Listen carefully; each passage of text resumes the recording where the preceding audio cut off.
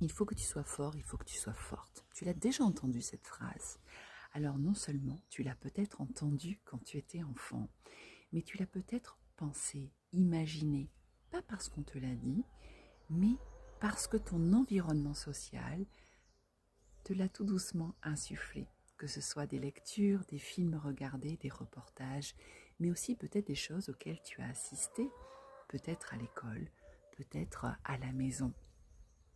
Ce moment où tu as pu voir un grand frère ou une grande sœur tomber et prendre sur elle et te dire « Waouh, surtout ne jamais pleurer ».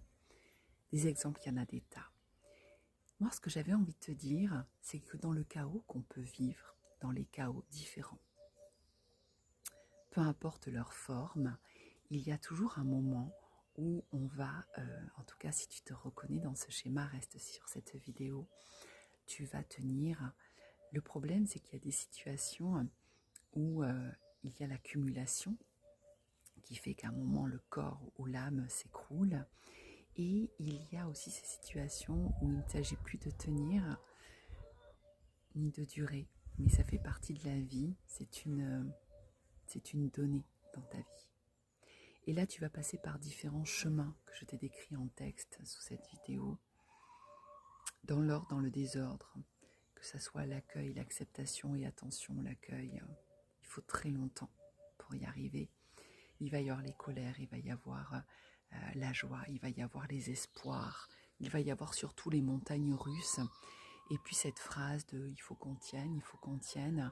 Et puis il y a ce moment où tu réalises qu'il ne s'agit plus de tenir, mais de vivre avec. J'ai la chance que la vie ait mis sur ma route depuis quelques années. Alors des chaos, j'en ai vécu tout au long de ma vie. Et la vie a mis sur ma route de nombreux outils. La sonothérapie, les massages, les autosoins, ma capacité d'écoute incroyable et infinie. Ça, c'est un don que la nature m'a offert. Et puis,